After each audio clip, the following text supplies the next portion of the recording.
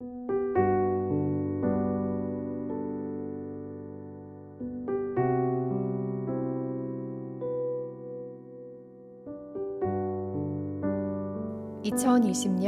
11월 6일) 금요일 큐티 생명의 삶. 오늘의 본문 데살로니가전서 4장 13절부터 18절까지 말씀입니다. 형제들아, 자는 자들에 관하여는 너희가 알지 못함을 우리가 원하지 아니하노니, 이는 소망 없는 다른 이와 같이 슬퍼하지 않게 하려 함이라. 우리가 예수께서 죽으셨다가 다시 살아나심을 믿을진대, 이와 같이 예수 안에서 자는 자들도 하나님이 그와 함께 데리고 오시리라. 우리가 주의 말씀으로 너희에게 이것을 말하노니, 주께서 강림하실 때까지 우리 살아남아 있는 자도 자는 자보다 결코 앞서지 못하리라. 주께서 호령과 천사장의 소리와 하나님의 나팔 소리로 친히 하늘로부터 강림하시리니, 그리스도 안에서 죽은 자들이 먼저 일어나고, 그 후에 우리 살아남은 자들도 그들과 함께 구름 속으로 끌어올려 공중에서 주를 영접하게 하시리니, 그리하여 우리가 항상 주와 함께 있으리라. 그러므로 이러한 말로 서로 위로하라. 아멘.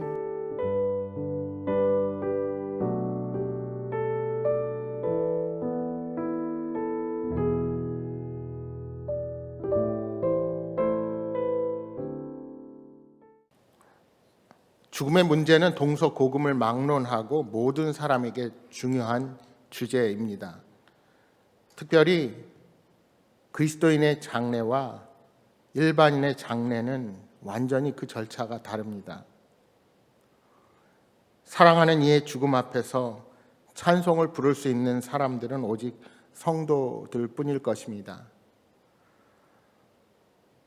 우리가 일반 장례식의 발인을 영결식이다 이렇게 말합니다. 그런데 이 영결식이라는 말은 영원히 결별하는 예식이라는 뜻입니다. 그러나 그리스도인의 발인은 천국 환송식입니다. 완전한 이별이 아니라 영원한 생명을 얻고 주님 곁으로 우리보다 앞서 가는 것입니다.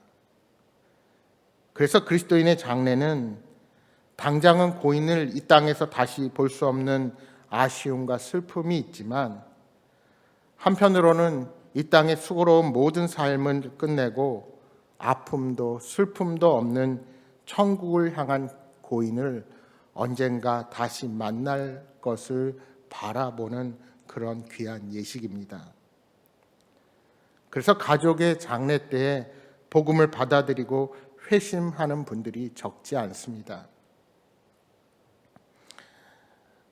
데살로니가 성도들은 죽음 이후에 관해서 많은 질문과 의문을 품고 있었습니다. 그 당시 이교도인 세상의 많은 사람들도 사람이 한 번 죽으면 그것으로 끝이다라는 생각을 가지고 있었습니다. 데살로니가 성도들 중 일부도 부활을 의심했고, 죽음 이후에 성도가 어떻게 되는지 알지 못했습니다. 이런 상황에서 바울은 그리스도인이라면 반드시 알아야 하는 영원한 소망을 데살로니가 성도들에게 설명하고 있습니다. 바울은 죽음에 대해서 소망 없는 자들처럼 슬퍼하지 말고 다시 살아날 것을 믿으라 말씀합니다. 특별히 바울은 성도의 죽음을 잠으로 표현합니다. 그 이유는 잠은 반드시 깨어남을 전제로 하기 때문입니다. 잠을 자는 사람은 얼마 후 자신이 깨어날 것을 확신합니다. 그것처럼 성도는 죽어서 반드시 살아나기에 잔다라고 표현하는 것입니다. 예수님께서 공생의 당시에 회당장 야이로의 딸이 죽었다는 소식을 듣고 그의 집에 가셨습니다. 그곳에서 사람들이 통곡하는 모습을 보고 예수님은 아이가 죽은 것이 아니라 아이가 잔다라고 말씀하셨습니다. 그리고 아이에게 달리다굼이라고 말씀하시자 아이가 일어났습니다. 이 달리다굼은 아람어로 소녀야 일어나라 하는 뜻입니다. 달리다굼은 아침에 부모가 아이를 깨우는 일상 용어였던 것입니다. 그러니까 예수님께서 죽으셨다가 살아나셨기 때문에 예수님 안에 있는 자들이 죽음에서 부활하는 것은 일상적이고 당연한 일이 됩니다. 하지만 바울은 성도의 죽음을 잠으로 표현한 것과는 달리 예수님의 죽음에 대해서는 인간의 죽음으로 기술을 했습니다. 왜 그랬을까요? 예수님께서 성육신해서 이 땅에 오셨고 인간으로서의 죽음을 대신 경험하셨기 때문입니다. 우리의 모든 죄를 지시고 제물로서 대신 죽으신 것입니다. 그로 인해 예수님 안에 있는 성도들은 사람의 죽음 없이 죽어도 잠을 자다 깨어나게 되는 것입니다. 우리는 예수님의 재림의 때에 영광의 몸으로 부활할 것입니다. 고린도전서 15장 44절에 이렇게 말씀합니다.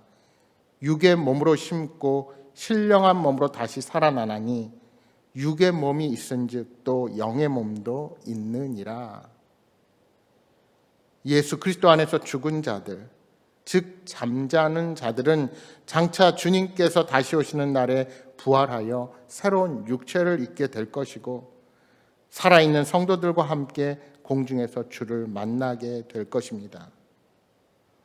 그리고 주님과 함께 영원히 새 하늘과 새 땅의 주인으로 통치하게 될 것입니다. 여러분, 이 믿음이 우리 성도들에게 확고해야 합니다. 부활의 믿음이 확고해야 죽은 자들을 위해 슬퍼하지 않고 자신의 죽음 앞에서도 평안할 수가 있게 되는 것입니다. 그러므로 이 약속을 믿는 자들은 지금까지 믿음이 없는 세상에서 배운 죽음에 대한 인식을 완전히 바꾸어야 합니다. 세상에서 말하는 죽음은 그동안의 삶을 끝내는 허무한 이별입니다.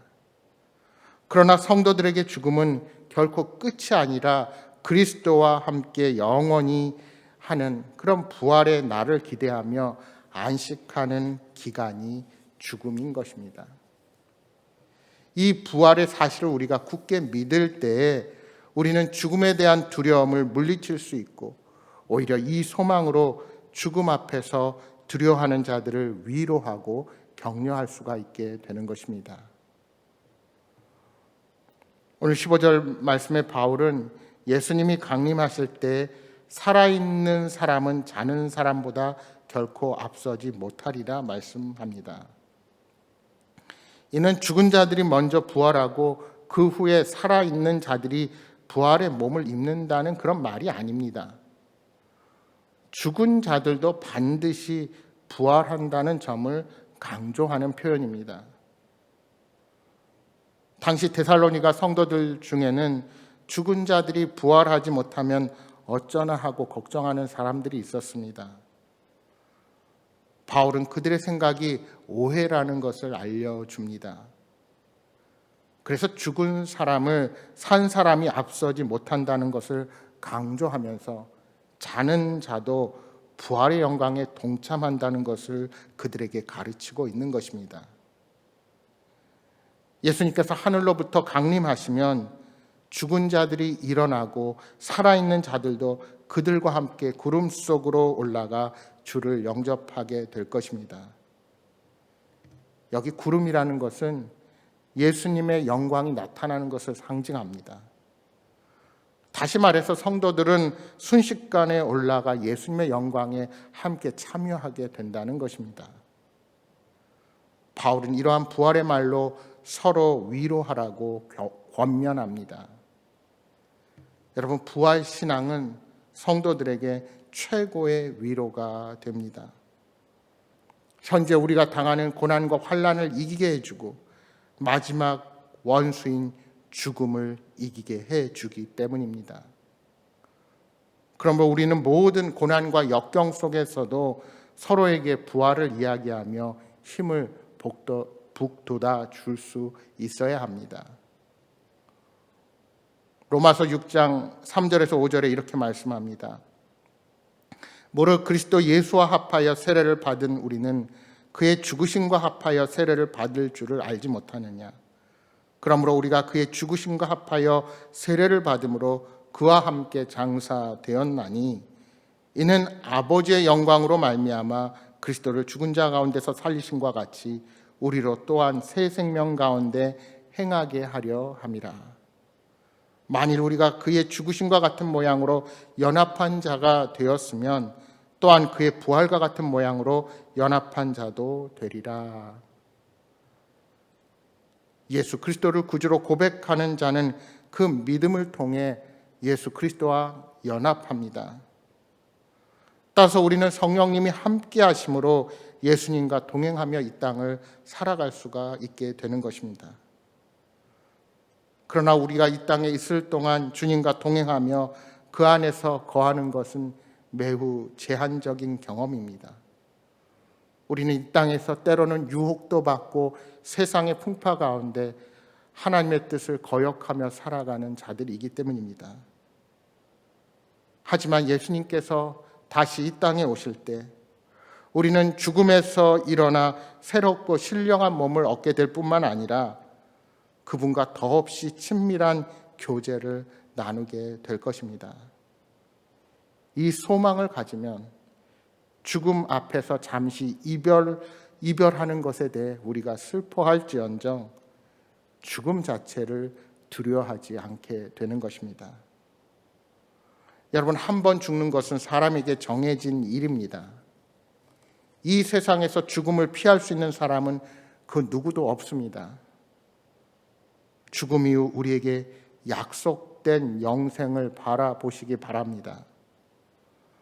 우리에게 약속되어 있는 부활과 새하늘과 새 땅을 확신하며 그곳에서 그리스도와 영원한 교제를 소망하시는 여러분 모두가 되시기를 바랍니다.